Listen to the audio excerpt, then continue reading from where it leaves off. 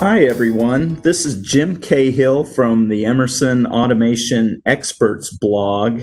As part of our continuing podcast series on enabling storage terminal safety, today I'm joined by David Macedonia, and we're going to talk about ways to achieve better tank protection. Welcome, Dave. Hi, Jim. Thanks a lot for having me. You bet. Well, why don't we get started by, could you give us a little bit of your background, your education, and your path to where you are today? Sure. I am the Industrial Business Development Director for Emerson's Pressure Management Business Unit. I'm based in McKinney, Texas, just north of Dallas. So I've been with Emerson for about 5 years, so mostly in marketing and business development roles, both in our natural gas side of the business and our industrial business within pressure management. And have a bachelor's degree in mechanical engineering from Northwestern University and an MBA from Carnegie Mellon's Tepper School of Business. And in my old life, I was a submarine officer in the Navy for 7 years, operating nuclear propulsion plants. Well, that sounds like a very diverse and interesting background. So let's apply that into what you're doing right now. Can you tell us a little bit about, today's tank protection and how its impact on our listeners' bottom lines and their operational performance? Tank farms, both in refineries, chemical plants, and in terminals, take up a lot of real estate in the plant, but don't get as much attention as other parts of the plant. And there's a lot going on inside of a tank. It's really its own ecosystem. It has to be carefully controlled, both on the liquid and the vapor side. So at least in our business unit with Emerson and the equipment that I'm responsible for, we maintain the vapor side of the tank. And really, there's a lot of factors that go into this, and a properly maintained tank can have operational benefits and safety benefits for operators of these facilities. Okay, when you look at these facilities, what are some of the common concerns that you see, especially from a safety point of view? I guess first of all, Jim, what I'll say is a couple of statistics. Just for your listeners, to set the stage here. So there's the contents inside of a tank are very valuable to our customers. Just for an example, an 80,000 barrel tank filled with naphtha or with crude oil at today's market prices is about $3 million if it's full. So certainly would affect the bottom line if anything were to compromise those contents. Also, about 85% of tank accidents are caused by fire or explosions, and a flame can travel up to 4,000 miles an hour if you have a flame event inside of the system. So certainly a sobering statistic from a safety perspective. And then finally, from kind of an environmental and emissions point of view, in 2019, PA in the U.S. Reported that $4.4 billion of investment was needed to comply with emissions laws, and over $470 million worth of judgments were levied just in 2019 alone. It's irrespective of administrations as well, so those numbers are ticking up over time. From a safety perspective, really we're worried about tank integrity and personnel safety. So specifically implosions and explosions. If the tank were to overpressurize, if you did not have enough venting in a tank, that tank could overpressurize and then cause an explosion, something we certainly want to avoid. And then the reverse of that, if you were to draw a vacuum on the tank and not have the ability to restore pressure control to that tank, the tank could implode. And both of those results could result in lost product and damage to equipment and personnel, particularly if products inside were to particularly if products inside were to leak out and ignite. Wow, that sounds like a lot of issues, not only with safety, but with regulatory and fines associated with it, not to mention the company brand that this is having to can sustain damage from the negative reporting and everything around it. So it sounds like it's very important to make sure to get that tank protection the way it needs to be. So what are some other common concerns that you hear from these facilities? Especially nowadays, emissions is one thing that's starting to come up a lot more. So as we know, our customers are being a lot more environmentally conscious, especially with fugitive emissions. And these tanks do vent off vapors to the atmosphere. It could be harmful to people and the environment. So you might have seen in the news recently, so especially in Europe, a lot of companies are now signing up for emissions targets in accordance with the European Commission guidelines. So companies like Royal Dutch Shell, BP, and Total have pledged to be net zero emissions by 2050. So this is something that's it's an ambitious target, especially for a hydrocarbon-based company, but something that we can help them with our technology that exists today. So we will be able to partner with customers like these to better control their storage tanks, but also meet their emissions. Interesting. And you mentioned the role technology can play in addressing some of these. So can you talk about the types of technologies that can help ward off some of these issues that we're talking about? So a properly maintained tank will have redundant pieces of equipment kind of stacked with set points between kind of a normal band and kind of an emergency condition. So on the positive pressure side, usually the tank is maintained at a slightly positive pressure with nitrogen or some other inert gas to be able to protect that tank's contents from impurities and also maintain an environment that is below explosive or flammable limits. There's a slightly maintained pressure. Usually it's in inches of water column, but it can be in pounds depending on the tank. But usually we see it in inches of water column. And then the next step up from there, a protective device, is called a PVRV, so a pressure vacuum relief valve. So that would vent off excess pressure if it gets too high. And then one step above that would be an emergency pressure valve or vent, which is really the last line of defense from between that tank overpressurizing and a potential rupture. So those three devices should be staggered with their set points such that they're not operating at the same time. And then conversely, on the negative pressure side, we have the same stacking of redundant devices. So we have a vapor recovery unit could have where it takes excess vapors from the tank and then puts it back into the tank.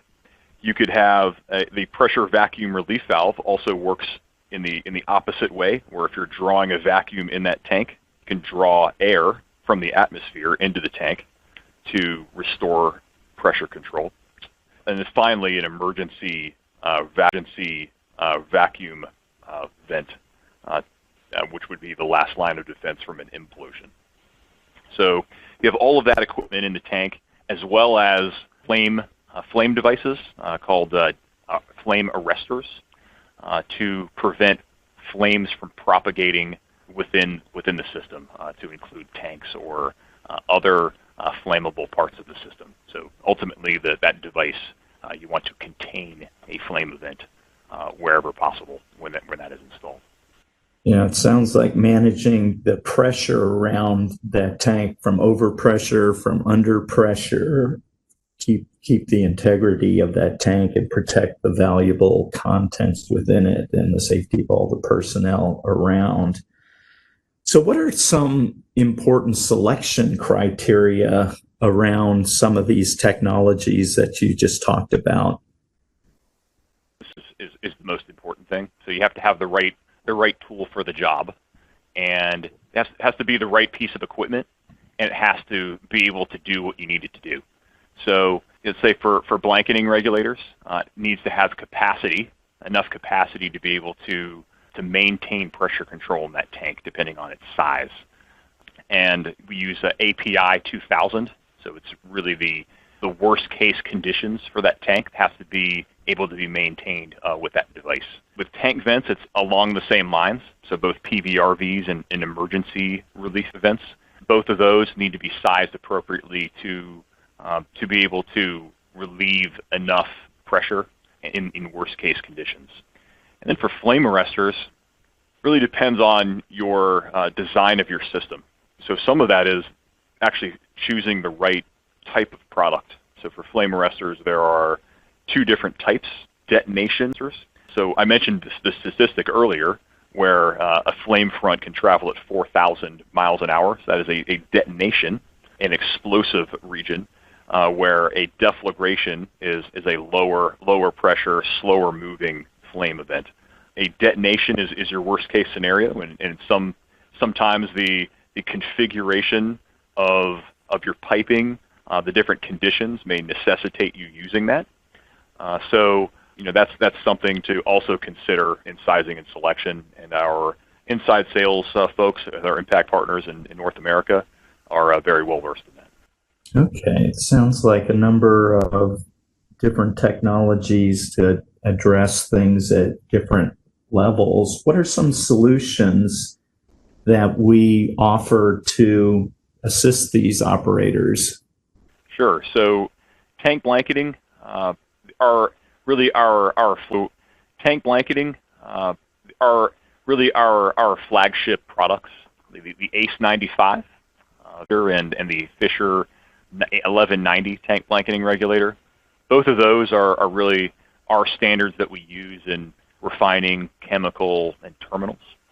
The 1190 is the largest of our tank blanketing regulators. Some of the largest tanks, like the 80,000 barrel tanks, would require something of that size, and it has really the best-in-class capacity and ease of maintenance as well. So that product can actually be configured such that it's on the ground at grade and not actually on top of the tank, and you can do maintenance with your feet on solid ground and not 20 feet in the air on a piece of scaffolding.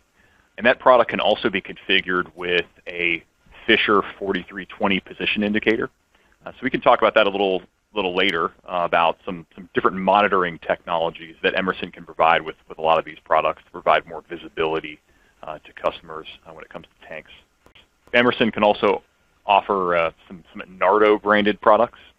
So the Series 950 PVRV and the Nardo Model 2000 ERV. Both of those have a feature for wear resistance. So that has it's called a saber, to make sure that seating surface is clean, so that when it seats, it moves up and down in a straight line and seats properly to prevent excess wear over the lifetime of that product. And both of those have wireless options as well to be able to communicate to customers or operators when that device is open or shut. And also the Nardo detonation arrestor that I mentioned before. It has a certification from the United States Coast Guard, which actually has the most stringent requirements in the market today. And that product also has a built-in instrument port, which can instrument inserted into the product for temperature, for differential pressure, for different parameters to provide information to operators to indicate whether cleaning is required or, in the worst case scenario, if a flame event has taken place. Now, traditionally, these relief valves and pressure regulators and flame arresters and all the others have been, there's no electronics or wires going into it. And you had mentioned wireless options to these for monitoring. Could you talk a little bit more about that? Absolutely. So I alluded to this with the Fisher 1190. So that product can be equipped with a Fisher 4320 position indicator. it measures the travel of that unit, and it can provide an indication of the position of that regulator. And that could be useful in that it could be able to communicate to operators when that regulator is open or shut. So during the course of any day, a regulator is going to cycle depending on normal operations. So for that tank, if liquid is being pumped in or out of that tank, that vapor space will expand or contract, and you will need more nitrogen. You have to vent or put in nitrogen to maintain that pressure at the set point. Also temperature. So ambient temperature is another thing that can change. So as that temperature changes, the density of the gas will change, thus requiring adjustments to that pressure inside of that tank over time. That regulator will cycle over time, just in normal operations. When you don't expect it to be, that could be the indication of a problem. If you have leakage in that tank, or for example, if maybe your vent opened but hadn't reseated, you would never know that because that pressure would continue to be maintained by that regulator. It could be open, but you could be just venting excess nitrogen to the atmosphere.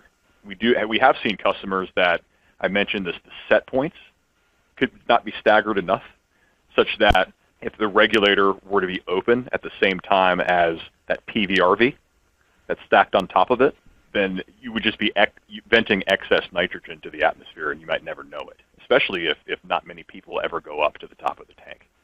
So that's something we actually check for in our tank walkdowns when we visit customer sites.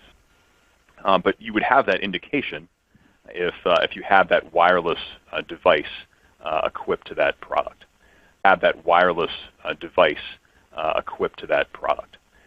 So that's one option that customers have. With our tank vents, our EPVs or PVRVs, we do have a certain models that are equipped with a TopWorks Go switch, right? So the TopWorks business unit within Emerson, and a coupled to a Rosemount transmitter. So when it's a proximity switch, so when that valve is open or shut, it would give that indication to operators. And for example, with an emergency vent, that should never be opened during normal operation. You will see some cycling of the PVRV at times. That is normal, but it would give customers that indication that there is an abnormality. So those are a couple options that we have today for customers, especially those who are kind of further down the line of sensing or monitoring a lot of different devices from their control rooms.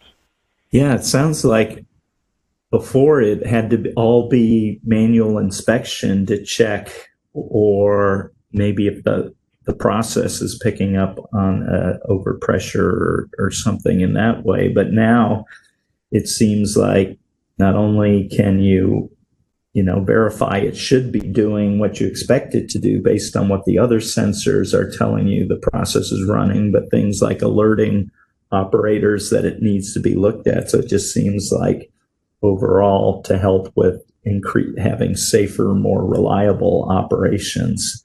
Is that fair to say? It is, and a lot of it still is, right? A lot of that, all the equipment that we've talked about usually is on the tank top, which most of the time is out of sight, out of mind. A lot of, say, more junior operators would man the tank. Many people go up there, whether to take logs or do periodic inspections, and it could be hazardous. You're climbing up a ladder. You're very high off the ground. Not a great place to be if you're on shift. So a lot of issues with these products and with tank pressure control can go unresolved just because they don't know that they're happening.